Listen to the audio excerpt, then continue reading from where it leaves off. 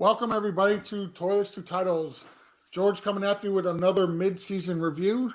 Joining me today is my twin brother from another mother, Nino. Nino, how you doing, my friend? I'm good. I can't wait to dive into some off-season Saints and see what the special guest has to tell us today. Yep, and then let's go ahead and introduce the special guest. Joining us today, we have Miss Maddy Haduk. Maddy, how are you doing? Hudak. It's Hudak, like the chant. I am horrible with names. I will kill my It's a own weird name one. at times. So Yeah, it's Hudak, like the chant, which I was gonna helps. say that just strolls right in with the Saints, Yeah. huh? Very good identifier. Fantastic. So, okay, Ms. Hudak, how are you doing this evening?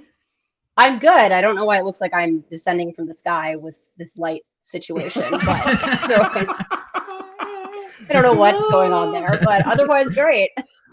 That is awesome. I want to thank you for taking some time out to join us. Why don't you let's start the show off by introducing yourself, telling us a little bit about you, your background, and all that, just in case people don't know who you are. Yeah, I wear a lot of hats. I write about the Saints, and I do radio with them as well. I do sideline reporting for Tulane University's football team, and then just kind of meandering around on sports Twitter the rest of the time. That is awesome. I'm excited to be doing the Saints episode. I just got done doing a interview with former Saints tight end Clay Harbor. He's me. Is he the one that went into reality TV? Yeah. So it's funny you mentioned that, because he told us that he gets more recognition from being on The Bachelorette than he does for being an NFL football player. Wow. He's like, he'll go into locker rooms and more people will recognize him as the guy from The Bachelorette in Paradise than being a former player that was in the league for 9 years. He's like, it's ridiculous. And there's a weird crossover I've learned of Bachelor fans and football fans, and I'm still trying to figure out what it is, because I guess it's a competition, but not exactly in any way to me that mirrors sports whatsoever. But there is like very much a subplot of Bachelor football people that I'm still trying to figure out. So he fits really well with that. Yeah. So we asked him if they called him and asked him to come back, if he would ever go back. He goes, "They've called me and I told them I'm retired." Is this football or reality TV? So actually that's reality TV. Yeah, he said that he actually got a phone call from the XFL and he's considering going to play in the XFL. He said, so don't rule it out.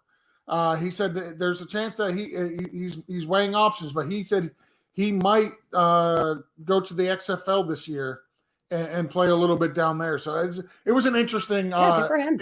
Definitely an interesting interview. Man's got a lot going on. He's doing a whole bunch of sideline reporting right now for the Jets, the Bears, and the Jaguars. So, but I just that's awesome. I didn't know that part. Yeah, that's cool. I just wanted to tie it in with the whole Saints thing, being that he's a former player for them. Right.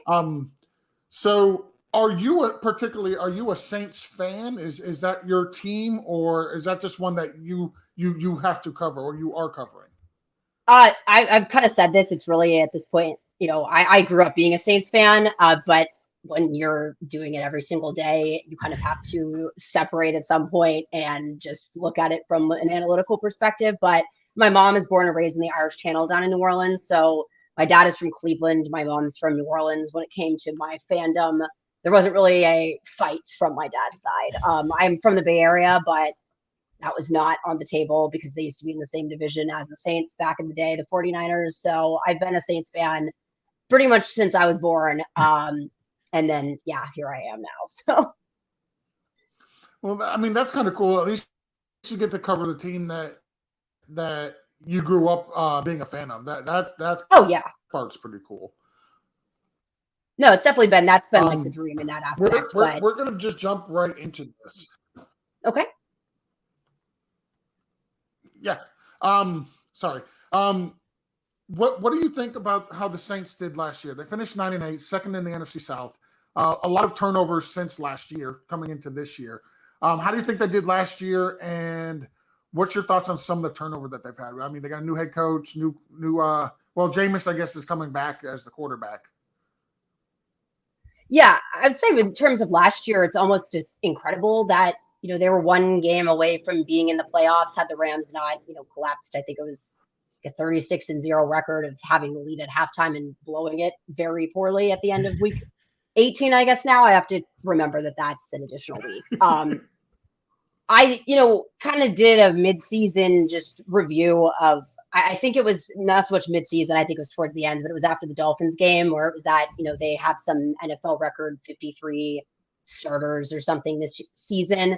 And that didn't include Michael Thomas or Will Lutz. And I feel like that's really the important part is they were never on the field. They were on the injured reserve list to start the season. So they weren't counted in that number, but even just not having your regular kicker, I looked back at games for the last 4 years or so that Will Lutz has come in the clutch for the Saints and has won games. They won 12-10 once against the Dallas Cowboys with 0 touchdowns. That was their first win since like 1998 without one. That Houston opener in 2019 where he kicked a 58-yard field goal and the Saints hadn't won an opener since 2013. So looking back at that, and then so many of the 2-point losses last year that extra points were missed.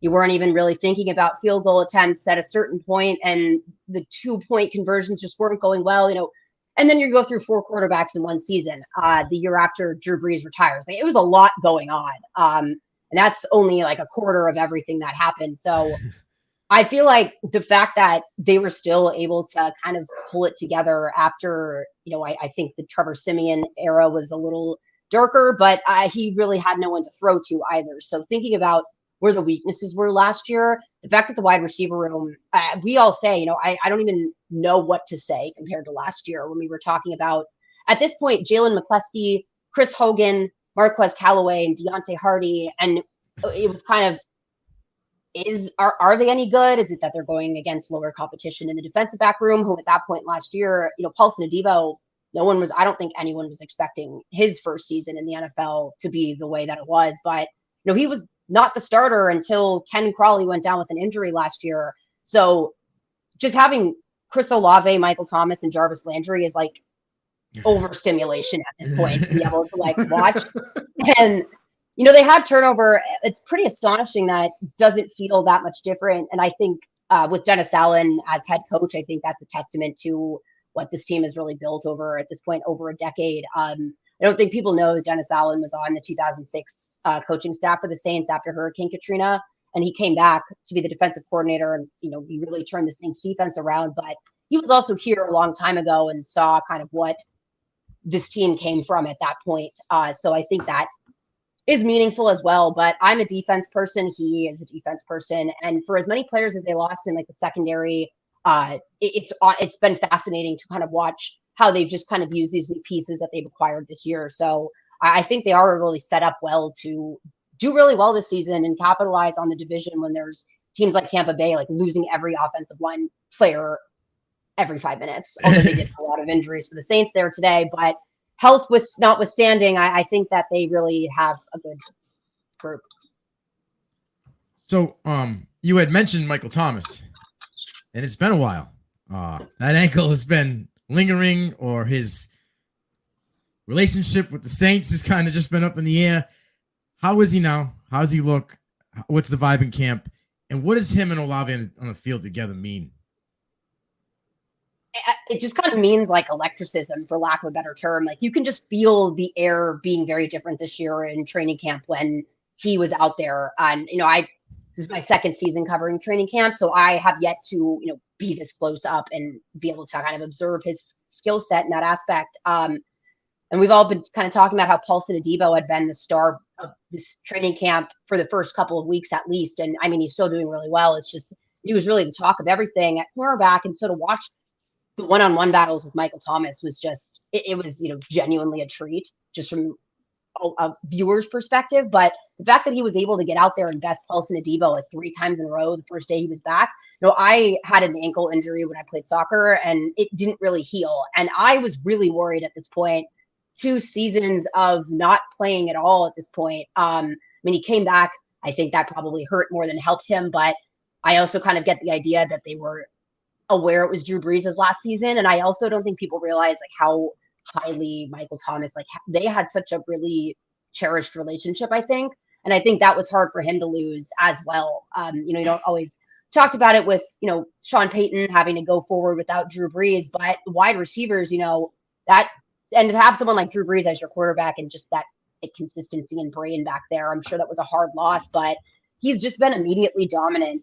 There's really no one that is able to consistently guard him. And the past couple seasons, he's kind of been the cream of the crop in the wide receiver room. And so he gets triple coverage and he's still able to make things work. But it's interesting. He's been running a lot deeper routes. And then Chris Olave has also almost become like a mini Michael Thomas 2.0. He's really come on and running slants. He just has like sharp route running in that aspect. And he really has been up to speed. Looks like he's not, necessarily a rookie out there. And then it's almost like Jarvis Landry gets lost in the shuffle, but he has probably been so consistent. And seriously, I'm like, I don't even know what to say at this point, talking about this many receivers. And it's very unbelievable. But he's made like 2 one-handed catches to the point where I looked up if he was like an outfielder in baseball because it just looks so easy for him. So they're really all a treat to watch, but you really get why Michael Thomas kind of demands that attention on the field when you see him just absolutely dominate his first kind of time back in one-on-one drills. Is this the most depth at the wide receiver position that the Saints have had in some time?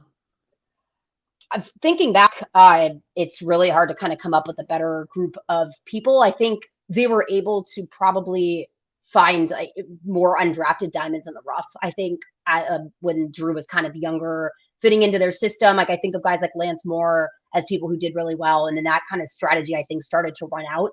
And I think that wide receivers in general just got a lot faster, a lot bigger, and a lot higher up on the draft board. Like I have to think back, but it feels like there's been this kind of surge of early round wide receivers. It makes sense from a contract perspective as well. But I think playing the game a little bit, for lack of a better term, this year and, trading up for Chris Olave and to quickly see that, I think it was Jamison Williams went right after him and, it kind of just went on a run at that point. They would not probably have gotten a receiver at that point if they had kind of stood pat where they were. But to kind of also bring in that free agency signing in Jarvis Landry, between those three, I mean, and I will keep saying this, I know he's a tight end, but Taysom Hill gets a lot of flack for not being a great quarterback, but he's one hell of a tight end, honestly. He is just such an imposing presence out there. He's actually the smaller of the 2 tight ends by about 30 pounds and 3 inches, but that was like very shocking to me because he is just such a big guy, and like single coverage isn't going to work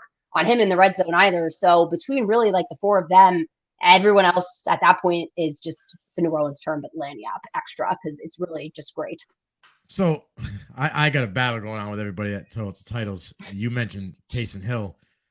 What about my boy Troutman? I feel he's more of a true tight end.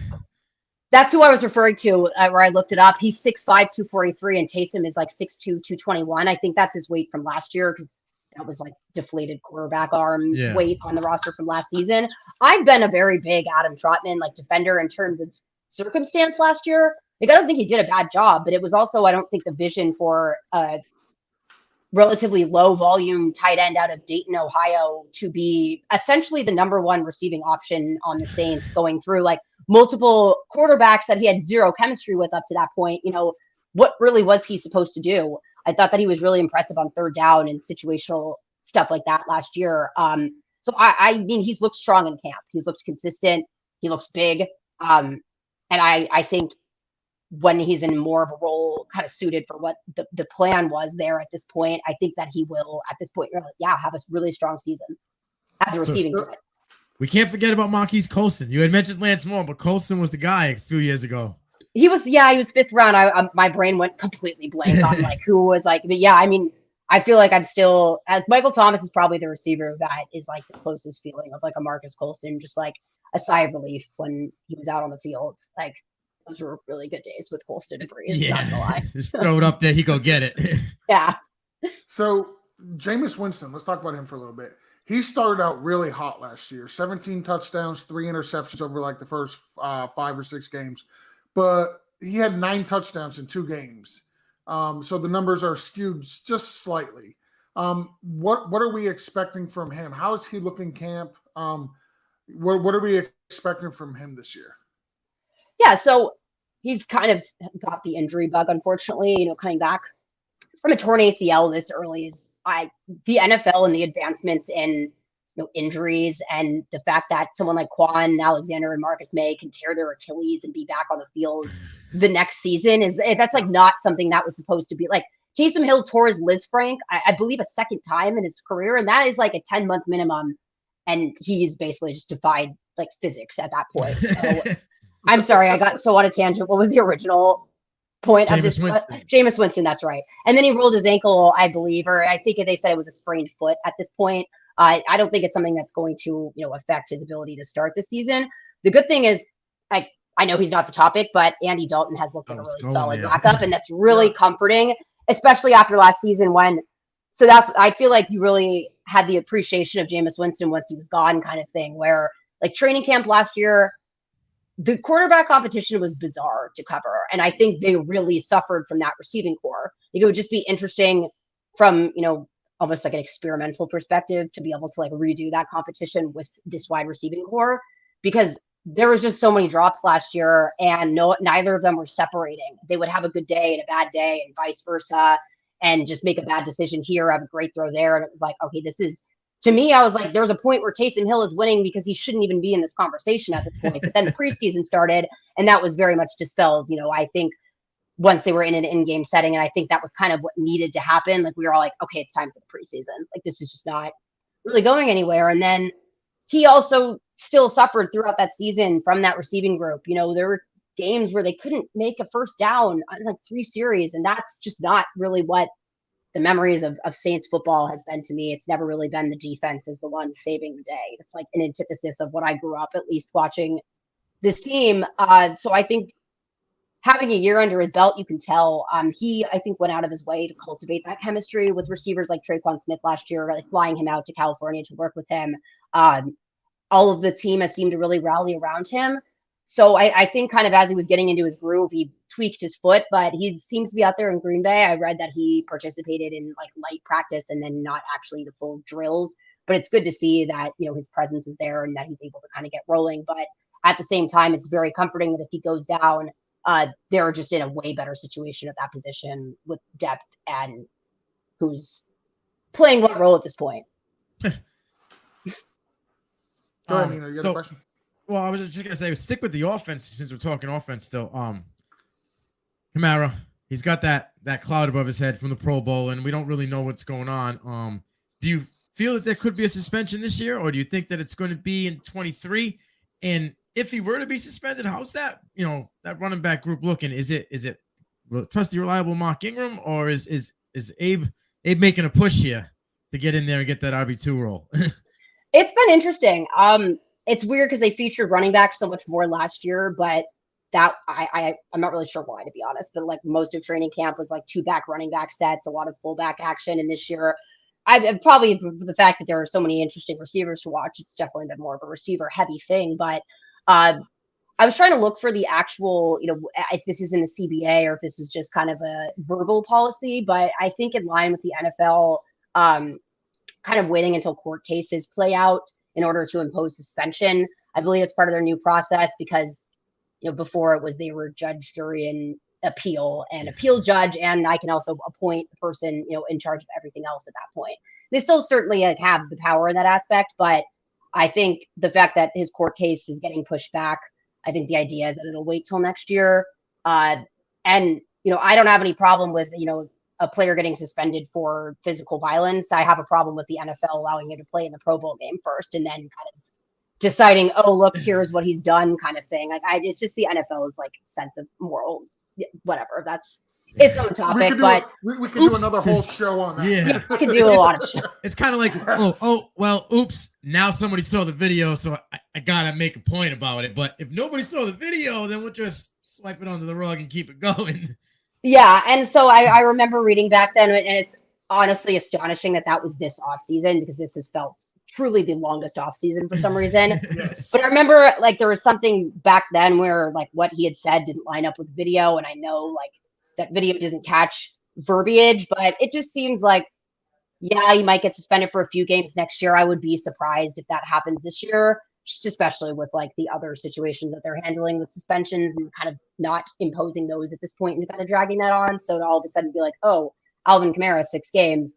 At the same time, though, to me, almost, it really wouldn't make a difference in my perception of that room, because what does worry me is just the fact that, like you said, the sturdy, reliable Mark Ingram, and that may have been the case, 4 seasons ago, but he's at this point on what year, like his 10th or something in the NFL. Yeah, it would be 11 too.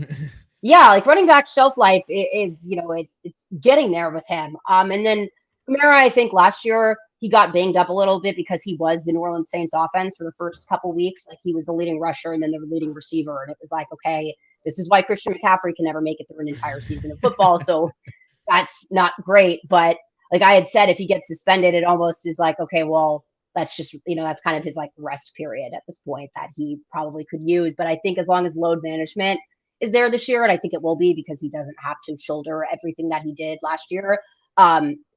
So it's been interesting, right, to kind of look at that tertiary battle of, I think it's Divino, Zegbo, Tony Jones Jr., who has looked really strong throughout camp.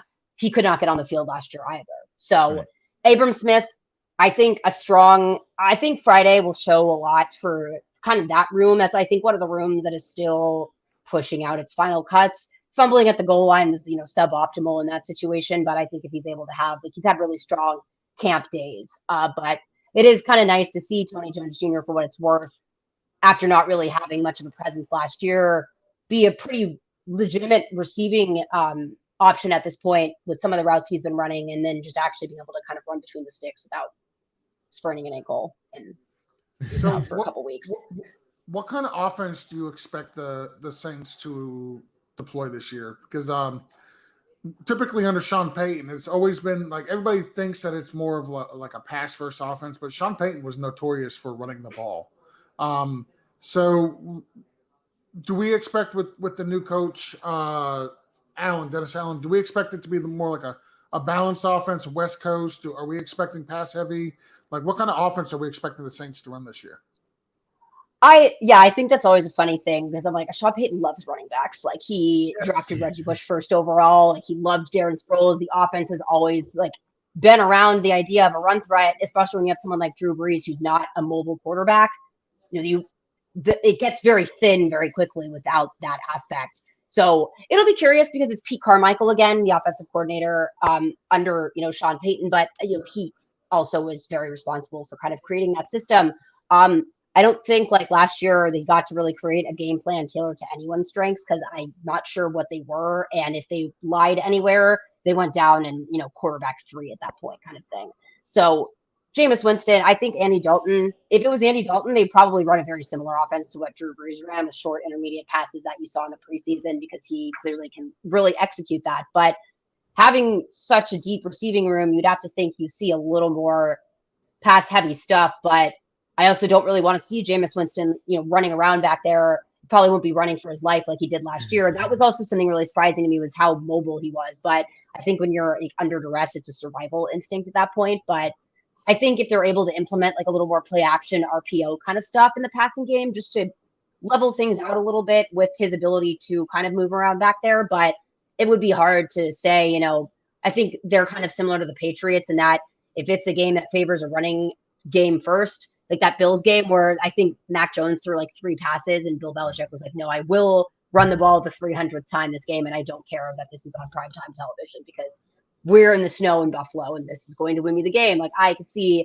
a game or two where it's a lot more run heavy, but yeah, I mean, that's the main attraction, right? Is that receiving corp, and then Jameis Winston, who could sling it pretty far. So I know it doesn't always fit in the game plan either, but you have to think that it'll be certainly more pass heavy, at least effectively, than last year. You had to bring up the Pats. You see it's behind me, and he's a Dolphins fan, and I hear about it at least once a week. And you had to bring it up. Now he's going to say something after the show is over. I can never. I respected it. Listen, I'm like everyone else would have tried to throw the ball in the snow and probably lost on turnovers. So I'm like, that is honestly just like Bill Belichick football to a T. Is that? See, that's a good fresh aspect on it. Everybody else just says Mac stinks, but I like that take on it. See, Nino, that's such an odd game take to have. I've never said Mac stinks. No, really? I might have used another word that began with a couple S, choice words we can't say on air. I've never said stinks. It's much worse than that. Well, I wanted to ask real quick, George. She spoke about Jameis running for his life. We might as well touch on your draft pick that's protecting him, Penning. What are the thoughts on Penning and how he's going to be this year? So he got hurt, it looks like, today, as did James Hurst, as did Sage Oxtader, behind all three of them. But then he came back at the end of practice. So as I saw, it was some knee thing. It's positive that he was back out there, but that's kind of, their season really flashes before your eyes when 3 left tackles go down in one point practice. Yeah. But he kind of had his welcome to the NFL moment, I think, in the preseason. Like, speed was not, like, he had no answer for that. Like, I didn't know what else to say about that. But to me, like, the fights were getting problematic until they stopped, and then they really did stop, to be fair. And I'd rather have someone that has that aggressive mentality and is lacking in technique, because you can teach technique, but you can't teach, like, wanting to have that same, like, physical mentality and demeanor in a game. Like, speaking from experience, like, you can't push aggressive play into someone that is not an aggressive player, and they're not suddenly ever going to be like that. So I think there was almost like this hyper focus on the Saints first round draft picks because of the Chris Olave trade. And so I feel like everything got viewed in a vacuum from that aspect. But I think he has shown kind of really, solid upside and traits. I think a lot of players on that line, like Cesar Ruiz, has had a really good camp. Andres Pete looks really strong in the preseason opener. So if the coaching is there, then I think that he's set up in a place to succeed, because that's something that, the whole line. And I think the Saints are really a team, too, that you can really see the value of good coaching, and then really see, when it's lacking and necessary. But I think he's, like, very moldable, and hopefully he's able to play on Friday. I'm really not sure at this point, but hopefully you see him before the season starts. He's a hothead. I mean, in college, he was notorious for, they call him kind of like almost a dirty player because the way he handled himself, but he is a big man. So yeah, and he's got big shoes to fill, replacing Armstead as well. Yeah, I know. Sad. Except I'm gonna miss his rap songs the most, to be honest with you. Like, he honestly is like the best rap. Like, I think of him as a rapper separate from, like, an NFL player who has rap songs. Like, Bank of America is a really good song, and I saw that he made a Miami one. I'm like, this is sad, but I'm just happy to see that he's happy in Miami, which looks like not. Who wouldn't be happy in Miami? Yeah, exactly. So let's move over to the defensive side of the ball, because looking at the offseason moves so far for the Saints, they've done a lot to address that defense. And it was a good defense to begin with. But they brought in Tyrann Mathieu, which was a big get. I was really hoping he'd go to Miami. They brought in Marcus May, PJ Williams. Like, they addressed the safety position. They brought in Taco Charlton. I just like his name. And then in the draft, like, they drafted defensive players as well. Taylor, DeMarco Jackson, and Jordan Jackson. What can we expect from this defense? Like, I'm of the mindset it was already a good defense, and it just got a lot better. Well, yeah, the secondary has really been, like, a very fascinating subplot this offseason. I've kind of almost gone down the rabbit hole with that in a way, because, Dennis Allen made these comments at the owners meeting back in, I believe, in March, again, which seems like sincerely 6 years ago at this point, of wanting, interchangeable safeties with complementary skill sets. And that's not what you think of when you think of Marcus Williams and Malcolm Jenkins. Like, they're not even a little bit interchangeable in that aspect. Like, Malcolm Jenkins, probably a year or two earlier in his career, and he could probably cut it. But even just looking at their backup options last year, PJ Williams and CJ Gardner-Johnson, thinking of CJ Gardner-Johnson backpedaling into, like, single high safety is just, it's not really something that you can even, I can't at this point. Like, he's so much better in the slot kind of thing. But then they lost both of them, and it's like, okay, like, I brought up Marcus May, and the fact that he, again, is, like, back practicing after tearing his Achilles in December is incredible. But that was a worry. It was like, maybe he'll be able to play. They took on Justin Evans as well, who I thought had a lot of upside, but he hadn't played football since 2018 at that point. So I think Tyrann Mathieu really was the glue that brought everything together. And, like, I'm really high on Alontae Taylor, their draft pick. I had talked with one of his trainers after he was drafted, and just, I think a lot of players that are able to make that switch from wide receiver to defensive back, which isn't necessarily intuitive because backpedaling is a lot different than running straight. And I don't think everyone is able to really like get that down, but knowing kind of what those tricks are. And then also we played quarterback in high school too. So it's having such like a holistic sense of the offense. He was really strong in camp until I think he now has a hip flexor issue, alas. But the good thing is it's like, they really are just able to slot anyone in there. Like Bradley Roby, I think is having a really good sophomore season. He had spoke early in training camp and it was a good point. He was like, I came onto this team 4 days before the Packers opener and it's a complex defense. So he's like, I really feel like I'm kind of getting a handle on it now, but it's also a completely different defense this year. Like they ran cover 4 primarily against the Texans, followed by cover 2. And that's like, again, 2 safety coverage is not really what we've seen from the Saints at all with Marcus Williams back there and the abilities he offers at free safety. And then also just not really, quite frankly, being the most willing run game stopper either. So it works in that aspect when you have such a true free safety, but to see the versatility at work and the disguise looks and these tandems through training camp where one will be strong, one will be free. They'll both drop back there. One will run up to blitz. Like I've very much focused on that. I'm very excited to see that. The defensive line, I think, is my only question. And like Taco Charlton is a good depth piece. They also really screwed up signing him on Monday and not Tuesday. We're like, come on, guys. The name was right there. Taco Tuesday. Mad about that one.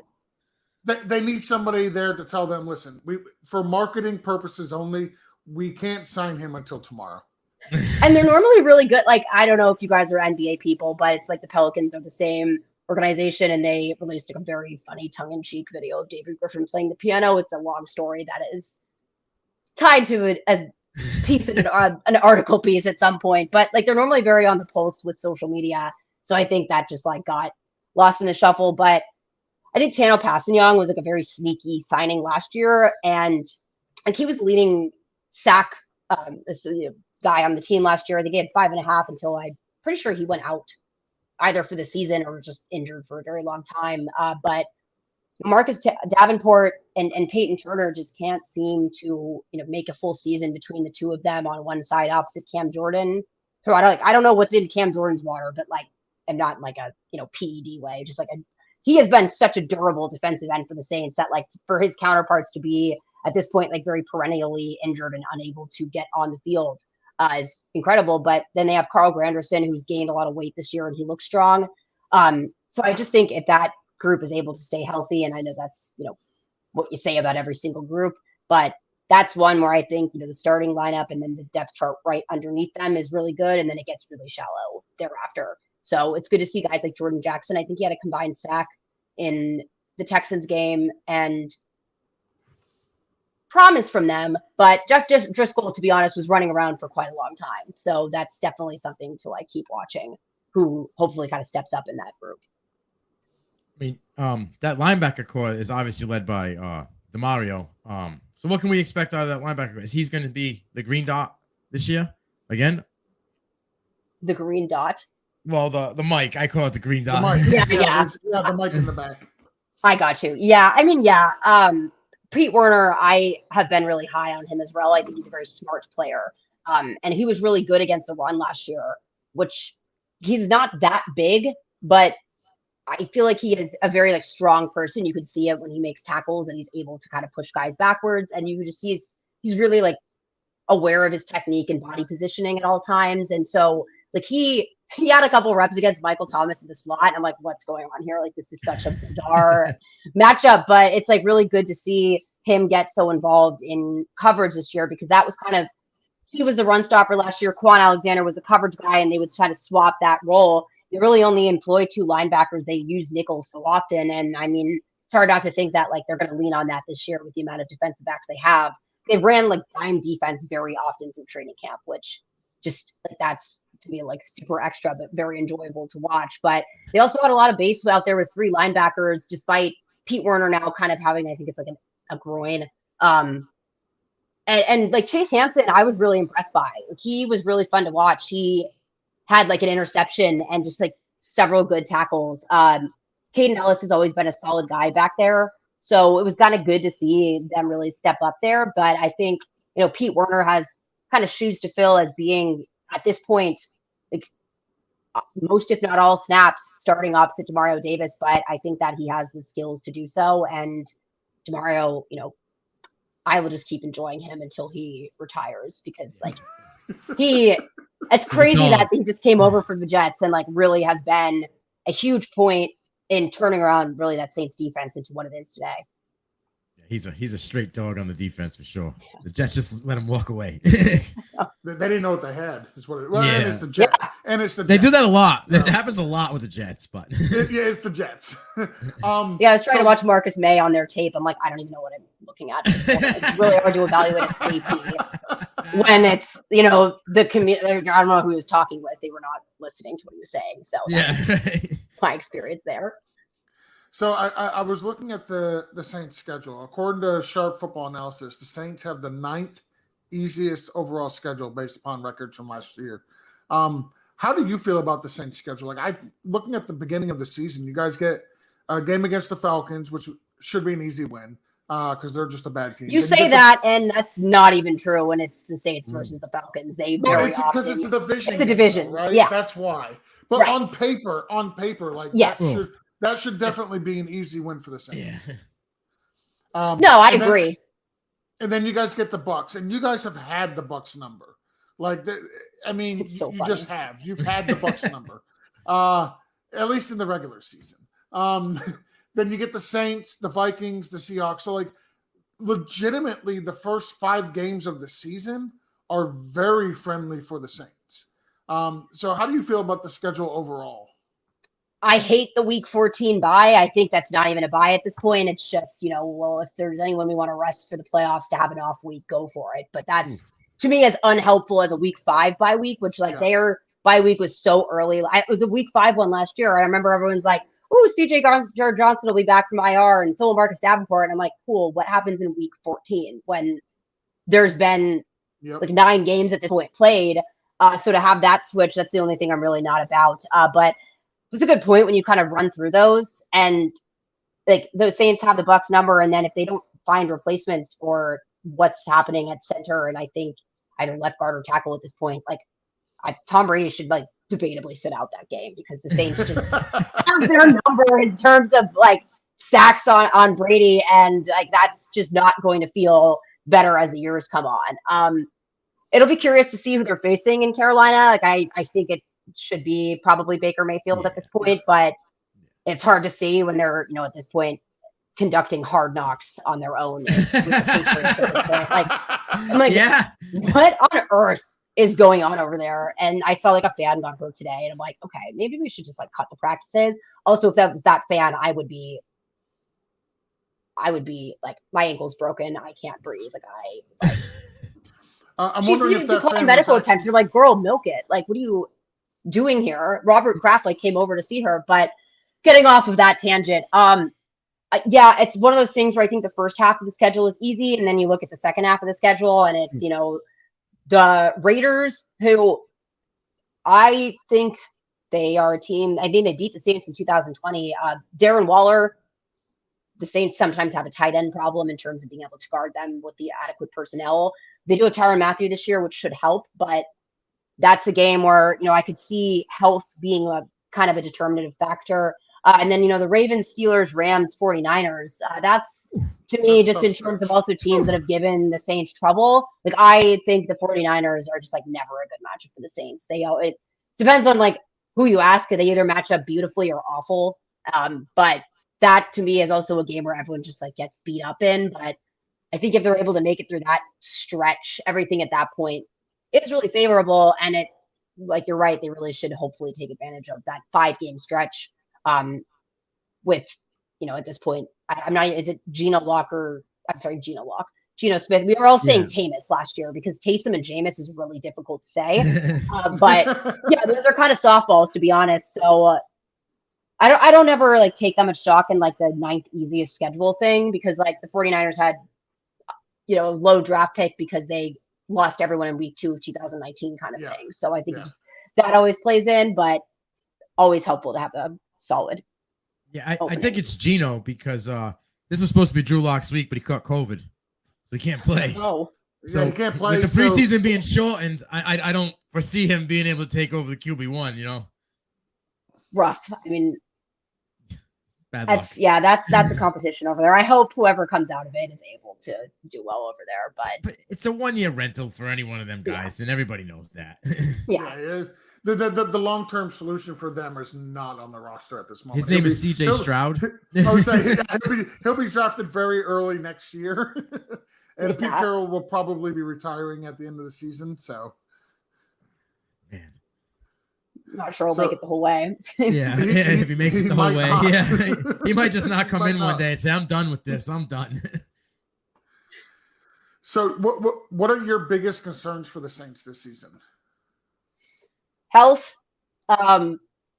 That's really it. Like, to be honest with you, because I think, their weaker position groups also have the issue of health in those groups. Yep. Like, running back, I think it's strong with Kamara, but then like you could have talent back there, but if they can only play 1 to 2 games in a row without needing to sit out 2 after that, then that's not very helpful. And like, again, the pass rush, it was an issue last year in games where they just weren't getting to the quarterback, and that was with the starters, and then those starters can drop like flies. So I think that's kind of what the concern is. And at that point, opposite Cam Jordan, because, the defense really stops and stops the pass rush to me.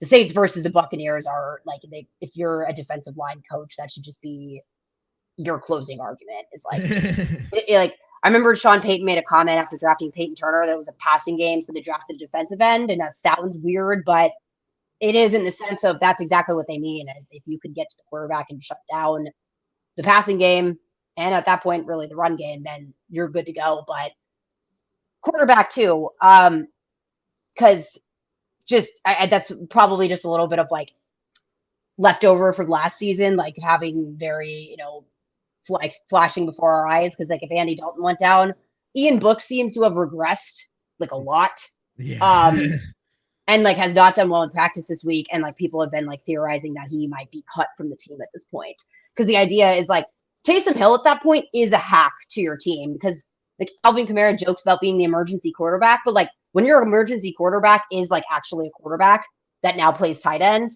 and like is good enough at this point at both of them, where I think like the Saints would and should feel more comfortable rolling with Taysom back there if those two were to go down. But I just really, my concerns are getting through this season with a bye week that, like I said, really doesn't exist to me, and seeing how the health at kind of those weaker positions holds up, because it's just, it either could be a really fun season or a really long season, depending on really that to me. So are we going to still see packages with Taysom Hill coming in as the quarterback? Will that continue? Yeah, and I don't know why you wouldn't do that, because we can make fun of that all you want, but it's a 3rd and short. Taysom's back there. I wonder what he's going to do. He usually gets the first down.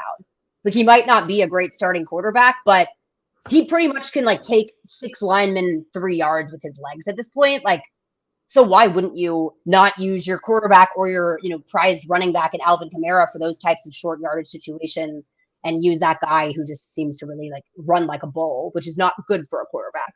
Like, that was where I'm like, I either feel like he can be a running back or a quarterback, but he cannot be both at the same time, because his brain goes towards just like running like a bull, and that is not a good trait in a quarterback, but it is in a power situation. So I don't know about like trick plays, but maybe. And I think it'll be slightly less like annoying to fans this year, because it'll hopefully be used less, and it's not a controversy. Last year it was Jameis is a starting quarterback. Why is Taysom playing? It's like he's playing 3 snaps. This is not a controversy when he comes in and throws 3 plays and then goes back to sit on the bench. But I would expect to see him. And it's also something that the opposing defensive coordinators are going to have to scheme for and practice for. And with the NFL having very limited amount of time to where you can actually practice, like why it makes sense. Like you said, why wouldn't you continue that? Because it takes away time from everything else that the Saints are trying to do as well. That's a really good point. Yeah. I was just thinking that like Payton was the gadget guy. Sean Payton was the gadget guy coach, but Dennis Allen is not a gadget guy. So but it's Pete Carmichael. Like Pete Carmichael has kind of been a very large brainchild in that kind of creativity back there. But Dennis Allen might be a defense guy, but he's a very creative defensive play caller. So I don't think he'll have issue with kind of, more out there looks. I don't think he's going to necessarily be devising them at this point, but I've always thought it's interesting. Like people kind of joke that Bill Belichick, like, it's like, I need a new offensive coordinator who just got fired from a defensive, position at this point. But like, I've always thought about that. Like, if you're able to kind of surmount the other side of the ball, having that inherent, like, this is how the defense is going to attack this, I think that adds like a so I think it'll be very interesting, especially like with Sean Payton being such an offensive minded person and this being the first season that it's under a defensive minded coach. But I think one who's not, an old traditional kind of defensive minded head coach. He's just like a defensive back at heart because that's what he played. And you can see it in kind of how much attention they paid to that role this season. But I mean, the plays are also already kind of designed for, yeah, they are. So why not use them? Nino, you got any other questions, my friend? One question.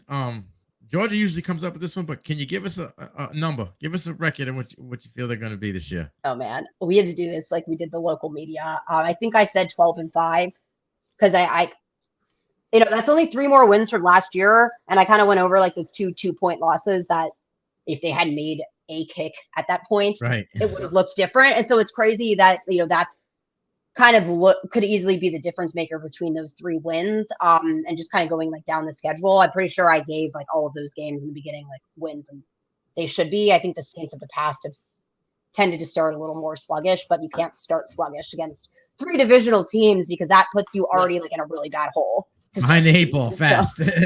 Yeah. So I that's really kind of necessary for them to pull out. But yeah, I think that's like a pretty good goal to shoot for, again, health withstanding, and that should get them a playoff spot at this point. So most people don't consider the Saints one of the better teams in the NFL, or at least in the NFC. Let me rephrase that. Like when you ask people to name the top teams, like the top 5 teams, for example, in the NFC, typically the Saints do not get mentioned.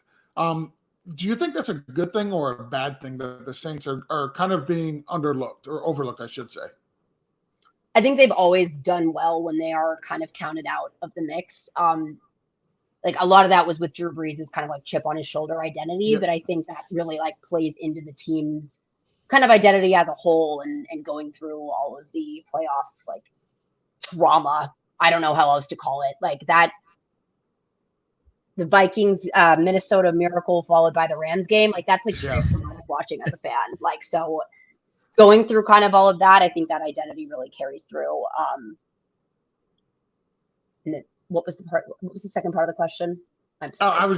No, it's fine. I was just asking if they're being overlooked. Oh yeah. Yeah. I mean, they always seem to slot them on a holiday, which is very obnoxious at this point. It's like the 4th year in a row where they're either playing on Thanksgiving or Christmas. So I feel like it's always been like not directly acknowledged that the Saints are a good team, but yeah, I mean, like my friends are all 49ers fans from like my hometown, and so that's always been like a back and forth thing. But like people mention the Packers, and it's like the Saints like alarmingly beat the Packers last year. Like I still really like, I don't know how to analyze that game because it was like it felt like a fever dream, just like in how bizarrely lopsided that played out. I was driving back from Birmingham with Tulane, like I really felt like I was like not on this planet anymore. But yeah, and then the 49ers, like Trey Lance, I think has a lot of potential, but then I see like also like 49ers fans are just very demand. Like, yes.